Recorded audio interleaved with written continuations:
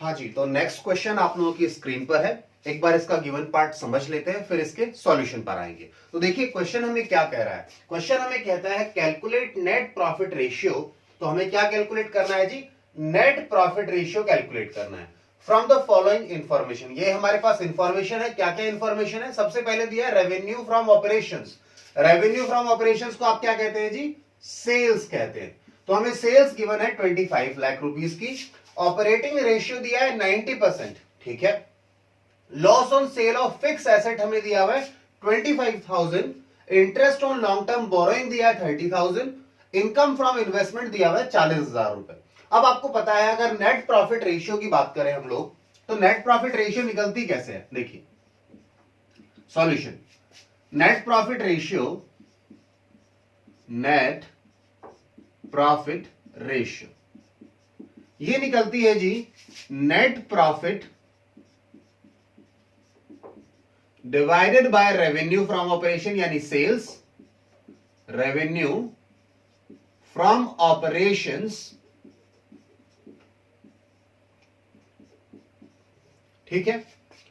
इस तरीके से निकलता है हमारा नेट प्रॉफिट रेशियो। अब नेट प्रॉफिट रेशियो यानी हमारी जो सेल्स है उसके कंपैरिजन में नेट प्रॉफिट कितना है ये बताता है। अब हमारे पास ध्यान से देखें, हमारे पास रेवेन्यू फ्रॉम ऑपरेशन यानी सेल्स तो अवेलेबल है, नेट प्रॉफिट नहीं है। हमारे पास एक इंफॉर्मेशन है ऑपरेटिंग रेशियो गिवन है।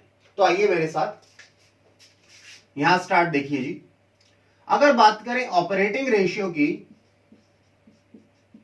तो ऑपरेटिंग रेशियो क्या होती है? ऑपरेटिंग रेशियो है जी सीओजीएस। डिटेल में लिख दूं? चलो फुल फॉर्म लिख देते हैं। Cost of goods sold, cost of goods sold plus में operating expenses, operating expenses divided by, बताइए, divided by revenue, revenue from operations multiplied by 100। तो हमारे पास ये क्या आ गया? ऑपरेटिंग रेशियो आ गई कि भैया ऑपरेट करने की कितनी रेशियो आ रही है as compare to our revenue यानी सेल्स, ठीक है। अब यहां पर भी रेवेन्यू फ्रॉम ऑपरेशन तो है, सीओजीएस भी अवेलेबल नहीं है, ऑपरेटिंग एक्सपेंसेस भी नहीं है। तो इस क्वेश्चन में अगर आप ध्यान से देखें तो जो खर्चे दिए हैं, खर्चे हमारे पास या इनकम्स दी हैं, वो तीनों, ये तीन इनकम या एक्सपेंस दिए हैं, ये तीनों के तीनों ही नॉन ऑपरेटिंग है। ये तीनों के तीनों ही क्या है जी? नॉन ऑपरेटिंग है, नॉन ऑपरेटिंग है। तो अगर आप बात करने जाएं कि सर ऑपरेटिंग एक्सपेंसेस इस क्वेश्चन में अवेलेबल ही नहीं है, अगर ऑपरेटिंग एक्सपेंसेस इस क्वेश्चन में अवेलेबल ही नहीं है तो आपको एक नोट देना पड़ेगा, ठीक है। नोट क्या देना पड़ेगा? या आप यह लिख दीजिए, in absence of any information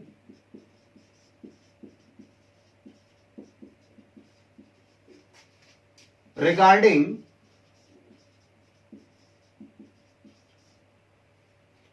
operating expenses,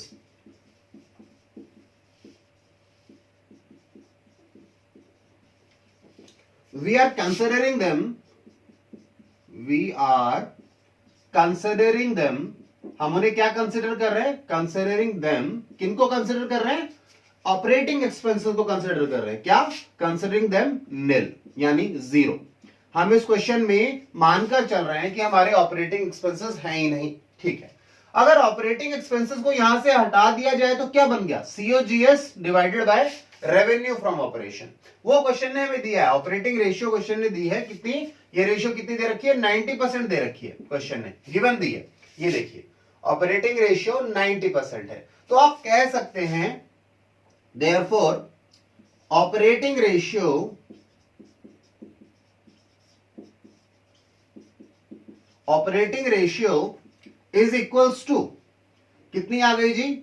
COGS divided by revenue from operation into 100 is equals to 90%। Is equals to 90%। इसका मतलब क्या हो गया? इसका मतलब ये है जी कि आपका जो COGS है, कॉस्ट ऑफ गुड सोल्ड है, this is 90% of revenue from operations. कितना है? 90% है भाई। अगर रेशियो 90% है, इसका मतलब क्या, इंप्लाइड क्या है कि आपका जो COGS है, कॉस्ट ऑफ गुड सोल्ड है, वो 90% है सेल्स का, यानी रेवेन्यू फ्रॉम ऑपरेशंस का। ठीक है, तो आपको रेवेन्यू फ्रॉम ऑपरेशन पता है, रेवेन्यू फ्रॉम ऑपरेशन पता है हमें। तो आइए यहां आ जाइए, इस पार्ट को आगे लेकर इधर चलते हैं, उधर स्पेस नहीं है थोड़ा सा। यहां पर आइए मेरे साथ, देखिए जी, आपको अगर निकालना है अब COGS तो कैसे निकलेगा? यानी आप कह सकते हैं COGS यानी cost of good sold equals to 90/100 of कितना? 25 लाख, जो कि रेवेन्यू फ्रॉम ऑपरेशन दिया हुआ है। ठीक है जी, इसका मतलब क्या हो गया? इसका मतलब हो गया कि COGS कितना है? अगर यहां देखें, ठीक है, 25,000 को 90 से मल्टीप्लाई करो। ठीक है, 25,000 को 90 से मल्टीप्लाई करो तो कितना आ जाएगा? 22,50,000। 22,50,000 रुपए क्या आ गया? COGS आ गया। अब आप अगली बात पर चले। अब ये COGS आ गया, ये पहली इंफॉर्मेशन निकाली हमने। अब आपको पता हो अगर ध्यान से कि जी COGS प्लस में ग्रॉस प्रॉफिट जीपी यानी gross profit is equal to sales यानी रेवेन्यू फ्रॉम ऑपरेशंस। ये बात पता है नहीं पता? नाम बदल गए हैं, आज कल हम सेल्स को क्या बोलते हैं? रेवेन्यू फ्रॉम ऑपरेशन बोलते हैं नए शेड्यूल वगैरह में, कंपनीज एक्ट में, बट है तो सेल्स ही। तो cost plus gross profit equal to sale होता है या नहीं होता? बिल्कुल होता है सर। तो अगर आपके पास COGS भी है और सेल्स भी है, यानी रेवेन्यू फ्रॉम ऑपरेशन भी है, मैं इसे लिख देता हूं दोबारा। इसे मैंने क्या लिखा? दूसरा नाम रेवेन्यू फ्रॉम ऑपरेशंस। ठीक है, इसका मतलब क्या हो गया? आपके पास दोनों अवेलेबल है, ये भी है और ये भी है, तो आप कह सकते हैं ग्रॉस प्रॉफिट यानी GP, gross profit is equals to 25 lakh minus में, बताइए, 22,50,000, दैट इज रुपीज 2,50,000। तो ये क्या आ गया आपके पास? जीपी आ गया, ग्रॉस प्रॉफिट आ गया 2.5 लाख रुपए का। ठीक है जी, अब 2.5 लाख का ग्रॉस प्रॉफिट आ गया। अब इससे आगे चलेंगे हम लोग। एक्चुअल में हम क्या कर रहे हैं? हम नेट प्रॉफिट निकालने जा रहे हैं। आपको पता है रेवेन्यू फ्रॉम ऑपरेशन है हमारे पास, तो हम नेट प्रॉफिट निकाल रहे हैं। आइए मेरे साथ आगे चले। ये पार्ट मैं इरेज कर रहा हूं, किसी को लिखना है तो लिख लेना है ना, या पीछे जाके वीडियो को और लिख लीजिएगा इस पार्ट को, किसी को दोबारा समझना हो तो। ठीक है, आइए अब आगे चले। यहां से हमने ग्रॉस प्रॉफिट निकाल लिया। अब आपको पता है जी, अगर पीएनएल की बात करें, मैं पीएनएल बनाकर दिखा देता हूं आपको, वैसे स्टेटमेंट फॉर्मेट से भी निकाल सकता था। तो पीएनएल में देखें, ये पीएनएल अकाउंट है, यहां आपके पास क्या आता है? By gross profit. कितना आ गया? 2,50,000 रुपए, 2,50,000 रुपए आ गया। ठीक है, अब यहां पर आते हैं एक्सपेंसेस, ऑपरेटिंग भी आते हैं, नॉन ऑपरेटिंग भी आते हैं, और इधर आती है नॉन ऑपरेटिंग इनकम्स। ठीक है, अब ध्यान दीजिए, यहां पर अगर आपके पास ऑपरेटिंग एक्सपेंसेस है ही नहीं, जैसे हमने एजम्पशन लिया था पीछे, तो बाकी आ गए, बाकी तो आएंगे ना जो रह गए। अब देखो 3 है हमारे पास। एक तो है loss on sale, two loss on sale of fixed asset. मैं पूरा फॉर्मेट नहीं बना रहा हूं क्योंकि मुझे बस आपको नेट प्रॉफिट निकाल कर दिखाना है। ठीक है, 25,000 रुपए जी। तो फॉर्मेट मत ढूंढिएगा कि फॉर्मेट नहीं बनाया, अमाउंट कॉलम नहीं है, ये नहीं है, वो नहीं है, वो मत देखिएगा। Interest on long term borrowing, interest दिया आपने, टू इंटरेस्ट, ठीक है, ऑन लॉन्ग टर्म बोरोइंग कितना है जी? 30,000 रुपए का है। ठीक है, और उधर इनकम है इन्वेस्टमेंट से, बाय इनकम फ्रॉम इन्वेस्टमेंट।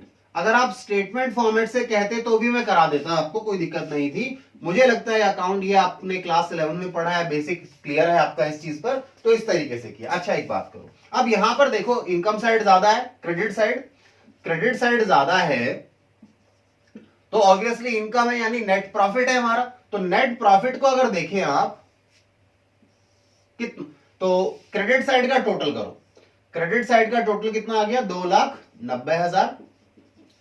अब आइए इधर भी 2,90,000 आए, तो क्या लिखें, यानी बैलेंसिंग प्रॉफिट लिखेंगे नेट प्रॉफिट। क्या है जी, ये बैलेंसिंग फिगर है हमारा, ठीक है। तो 290 में से जरा ये 30 गए तो कितने बच गए जी, बताइए 2,60,000। 2,60,000 में से 20 गए तो 2,40 और 5 और गए तो 2,35,000। 2,35,000 मेरा आ गया क्या जी, नेट प्रॉफिट आ गया। यही तो हमें चाहिए था, नेट प्रॉफिट। अब नेट प्रॉफिट मिल गया तो operating ratio, sorry net profit ratio निकल सकती है हमारी, बिल्कुल निकल सकती है। आइए अब इसे यूज कर लें। नेट प्रॉफिट कितना आया 2,35,000। 2,35,000 रेवेन्यू फ्रॉम ऑपरेशन यानी सेल्स कितना है 25 लाख रुपीस, मल्टीप्लाई कर दीजिए 100 से, तो हमारे पास क्या आ जाएगा, नेट प्रॉफिट रेशियो आ जाएगी। तो जरा कैलकुलेट करके मुझे बताओ ये अमाउंट कितना आ रहा है। 2,35,000 को आप डिवाइड करो जी 25 लाख से और मल्टीप्लाई कर दो 100 से, तो कितना आ रहा है जी 9.4%। ठीक है, तो आंसर क्या आ रहा है बच्चे 9.4%, क्योंकि 100 से मल्टीप्लाई किया परसेंटेज में आ गया, अदरवाइज प्रोपोर्शन में आता। ठीक है जी, चलिए जी, तो आप इसे एक बार आप नोट डाउन कर लीजिए इस क्वेश्चन के सॉल्यूशन को। इस क्वेश्चन में इंपॉर्टेंट बात यही थी कि यहाँ कोई ऑपरेटिंग यहाँ नहीं है आइटम, ठीक है, और वही इसीलिए हमारा रेशियो इजी हो गया हमारे लिए आगे काम करना उस पर, क्योंकि हमने इस ऑपरेटिंग रेशियो से पहले क्या निकाला, सीओजीएस निकाला, सीओजीएस से ग्रॉस प्रॉफिट निकाला, और ग्रॉस प्रॉफिट को हमने यूज कर लिया आगे, और उससे हमें खर्चे और इनकम एडजस्ट करने के बाद नेट प्रॉफिट निकाल लिया, जो कि हमने नेट प्रॉफिट रेशियो में यूज किया। इसे आप नोट डाउन कीजिए, फिर आगे चलेंगे। और ध्यान रखिए इसी तरीके से सारे क्वेश्चंस के सॉल्यूशन जो पास एग्जाम पेपर्स हैं उनके भी, जो सीबीएसई बोर्ड में आए, आईएससी बोर्ड में आए हैं, ठीक है, या चैप्टर वाइज हर क्वेश्चन के सॉल्यूशन आपको हमारे यहाँ पर चैप्टर वाइज प्लेलिस्ट में मिल जाएंगे, तो आप उन्हें वहां से देख सकते हैं। Thank you.